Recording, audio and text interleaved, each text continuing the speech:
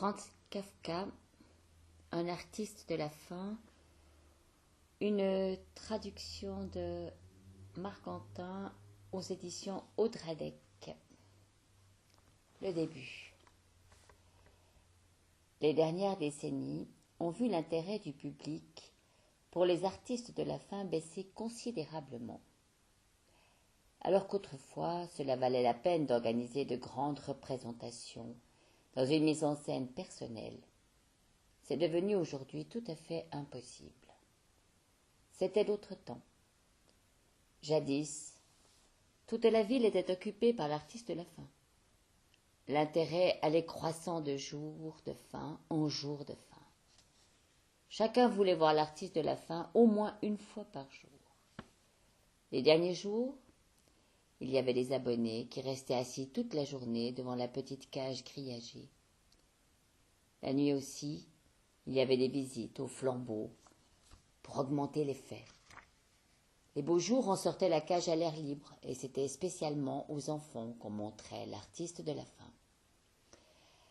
Alors que pour les adultes, ce n'était souvent qu'un amusement auquel ils participaient parce que c'était à la mode. Les enfants étonnés, bouche bée, se tenant par la main pour se sentir en sécurité, regardaient l'artiste de la faim.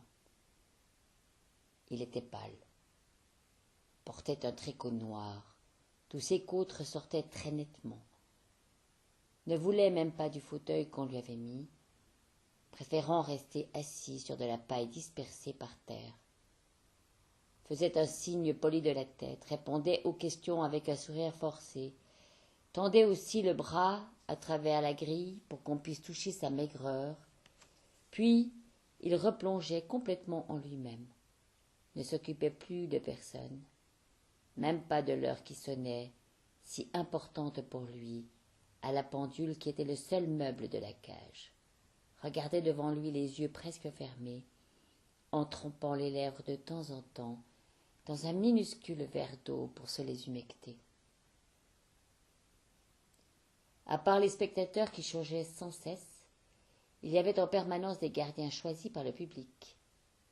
Bizarrement des bouchers en général qui, toujours par groupe de 3, avaient pour tâche de surveiller jour et nuit l'artiste de la faim, afin qu'il n'aille pas manger en cachette. Mais c'était une simple formalité qu'on avait introduite pour rassurer la foule, car les initiés savaient bien que pendant la période de la faim, l'artiste de la faim n'aurait jamais rien mangé, quoi qu'il arrive, même pas sous la contrainte, même pas la plus petite chose, l'honneur de son art le lui interdisait. Évidemment, ce n'étaient pas tous les gardiens qui pouvaient comprendre cela. Il y avait parfois des équipes de nuit qui surveillaient de manière très souple. Elles se mettaient exprès dans un coin retiré et se plongeaient dans une partie de cartes afin visiblement de lui accorder le petit réconfort qui serait, d'après eux, d'aller puiser dans quelques réserves secrètes. Rien ne le tourmentait plus que ses gardiens. Il lui troublait l'âme. Il lui rendait la faim terriblement difficile.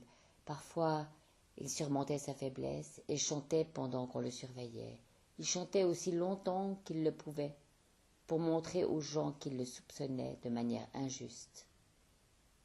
Mais cela ne servait pas à grand-chose. Les gardiens s'étonnaient alors de l'habileté avec laquelle il arrivait à manger tout en chantant. Il préférait de beaucoup les gardiens qui s'asseyaient tout près du grillage et qui, parce qu'ils ne se contentaient pas du faible éclairage nocturne, l'éclairaient avec des lampes de poche que l'impresario mettait à leur disposition. La lumière éblouissante ne le gênait pas du tout. De toute façon, il ne pouvait pas dormir, mais il pouvait toujours somnoler sous n'importe quel éclairage et à n'importe quelle heure, même dans une salle bondée et bruyante. Avec de tels gardiens, il était tout à fait prêt à passer toute la nuit sans dormir.